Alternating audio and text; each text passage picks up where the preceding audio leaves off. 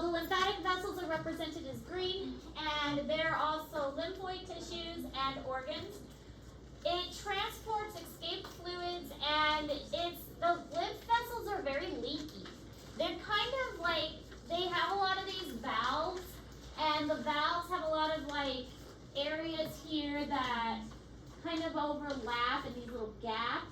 So they're very, very leaky vessels. And their main role is defense of immune system and immune responses, those kinds of things.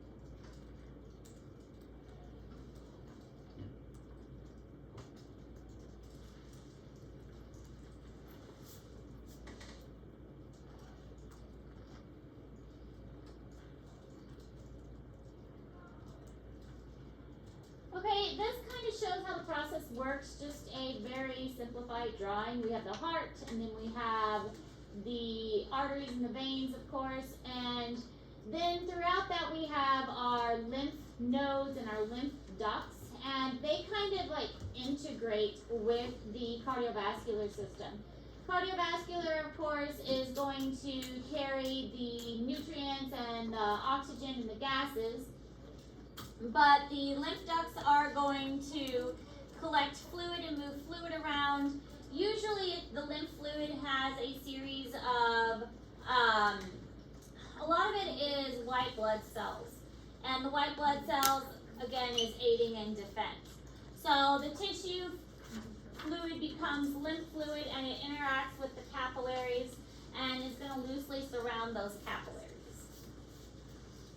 Lymph nodes are kind of a congregating area, and they're found in certain parts of the body, and we'll kind of get into that a little bit more. But the lymph vessels, they form a one-way system flowing only toward the heart. And the lymph capillaries, they have flap-like mini valves, and again, the fluid is going to leak into those lymph capillaries. I cannot speak today. The walls kind of overlap. Again, it's like that flap-like valve. We'll look at some more pictures that show it a little bit better. And the high pressure on the inside closes the valves, and the fluid is forced along the vessels on the inside.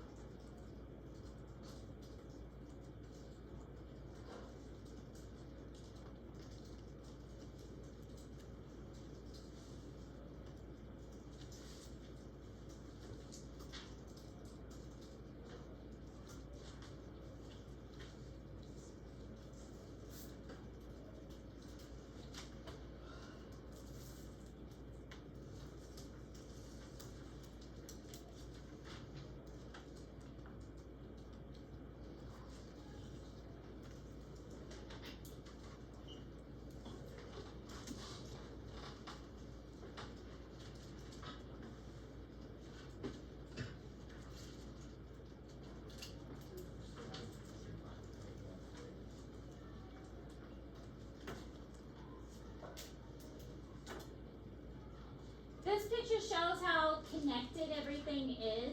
Remember at the capillary level, everything is kind of being pushed out and absorbed into the interstitial fluid, and the nutrients and the waste products and the oxygen and the carbon dioxide, everything's getting exchanged at the capillary level. Well, the lymph vessels are also intertwined here. So as everything is getting exchanged, the lymph vessels are part of that.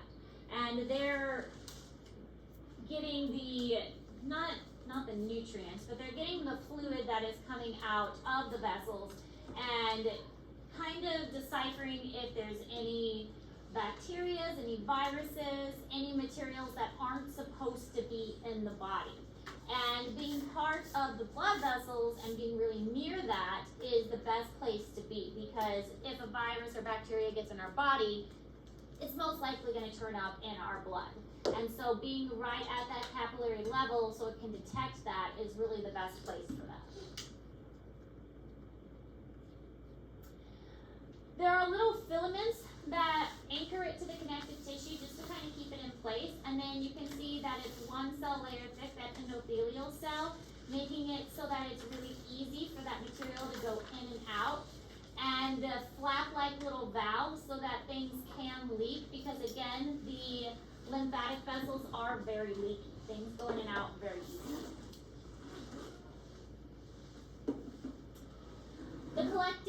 The lymphatic collecting vessels carry lymph to and away from the lymph nodes, and it's at the lymph nodes that the processing really begins.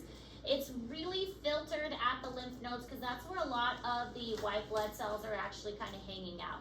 So the vessels themselves are carrying it to the lymph nodes, and the lymph nodes do most of the processing and most of the work.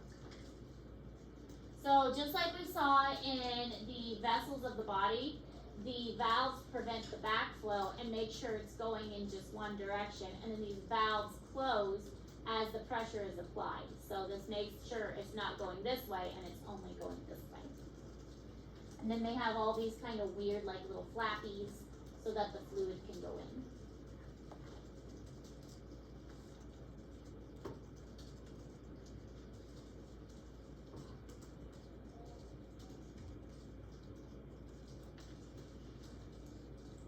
When we dissect the cat, you're probably not going to see any lymph ducts. They're super small. Probably not going to see any lymph nodes either. They're just difficult to see and usually get in the way of like tissues and other things.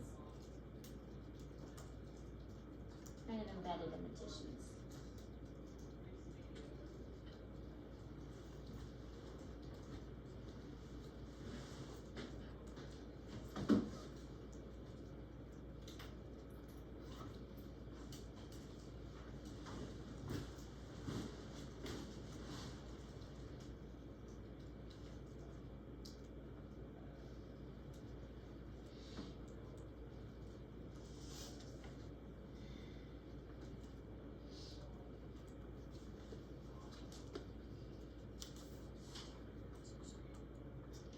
Another picture showing how the lymph fluid moves through, and the anchoring fibers and the little flaps, and how it's thin, only one cell layer. So here are the major ducts and the major nodes of the body. We have cervical nodes, which are in the neck region, axillary nodes, these are in your armpit, inguinal nodes, which are in the groin region. The spleen is a major part of the lymphatic system, filtering out blood, but also helping with the lymph production. Cisterna chili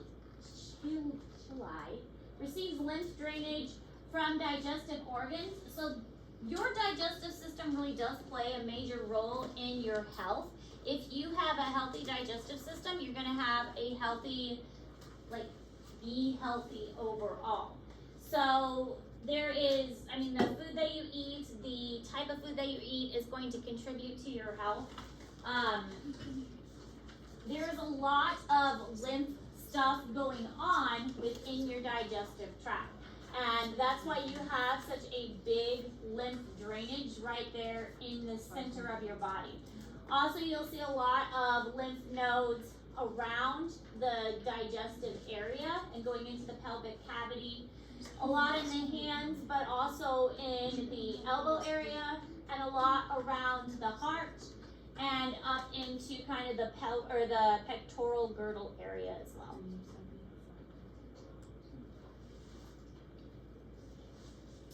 Lymphatic vessels are similar to veins of the cardiovascular system, thin-walled valves, and they use the skeletal muscles to help them move. So a very similar kind of structure to the veins that we have.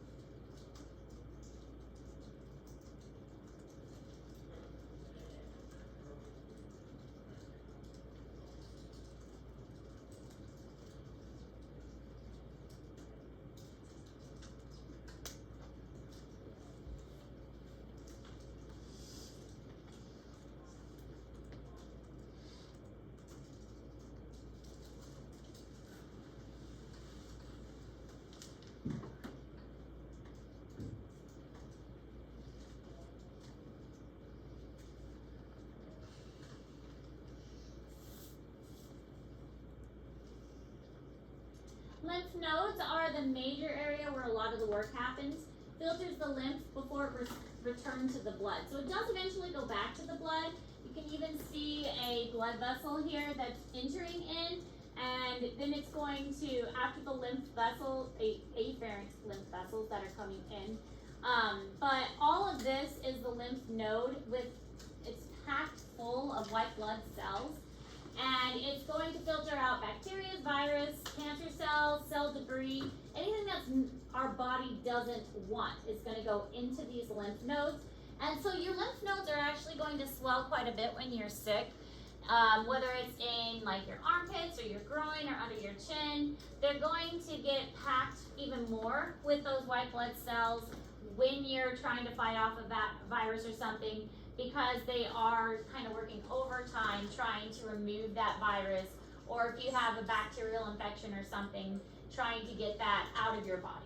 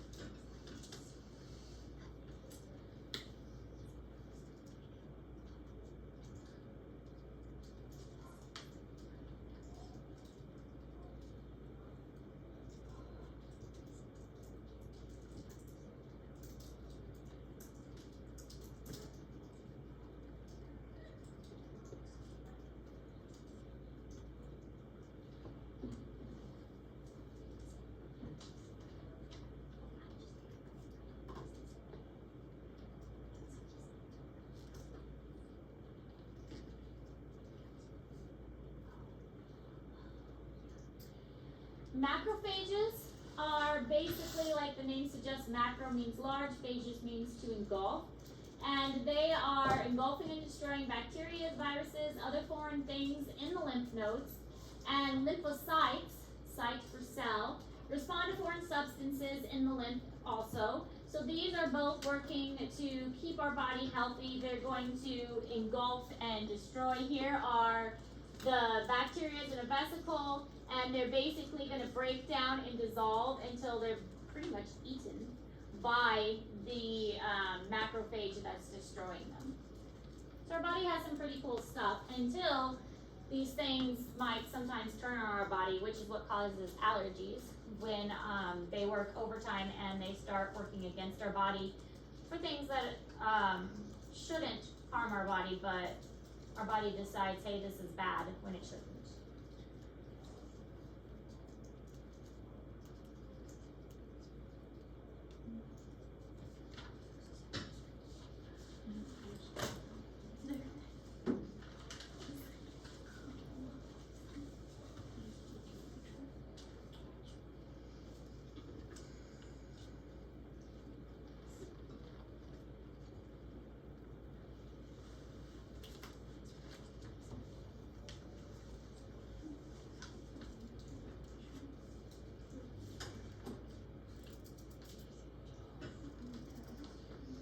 It should get out now.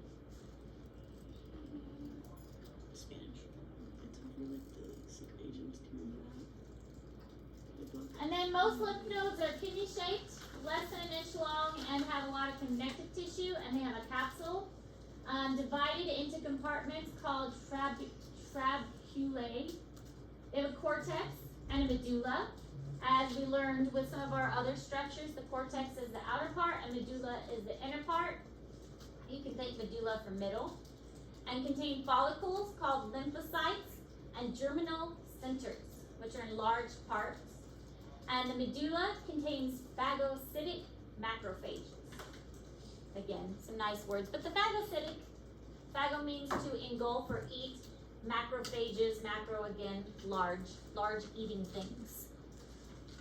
So breaking the words down is helpful.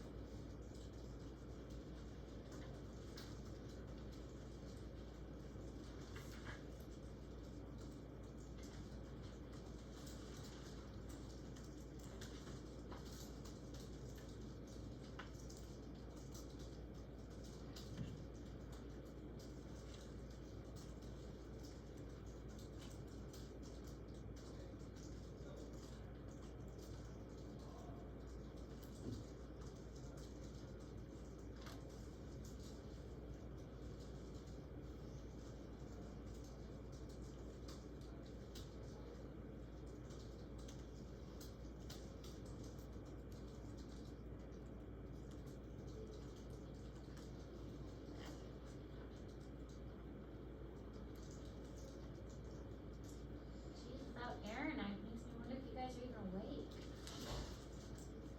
Are we alive in here? No, I'm here. All tired?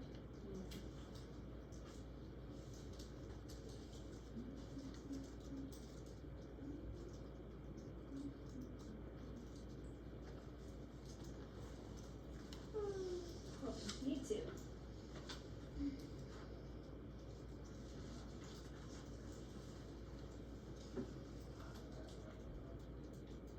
Okay, so the major parts of a lymph node again, some of these we already pointed out. We have medullary cord, medullary sinus, hilum, lymphatic vessels. Remember afferent versus efferent. Efferent is away, afferent is toward. Trabecula, subcapillary sinus and a capsule, and then cortex and a medulla, and then the follicles. So the follicle is like the purpley part, so this is a follicle, this is the follicle. And then you have a germinal center of a follicle, which is the orangey part here. So it's going in all of these and coming this way. So many different vessels are going to feed one lymph node, and then as it all comes in, it's going to filter through here, and it's going to leave the efferent vessels.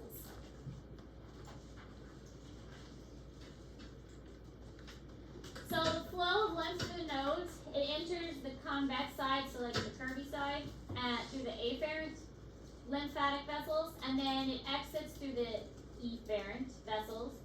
And again, just like I was saying, remember how we learned this before? Because there are fewer efferent ones, it slows down, and that means that it's going to be filtered more. It comes in really fast because there's a lot of afferent ones, but it has to slow because there's less efferent ones. And that makes the process filter more, and it makes it so those white blood cells really have time to act on that fluid that's coming in. Our body's smart like that. Sometimes it does things in a smart way. Dump a lot of fluid in there, but then makes it hard to get out so that our body has to process that lymph fluid.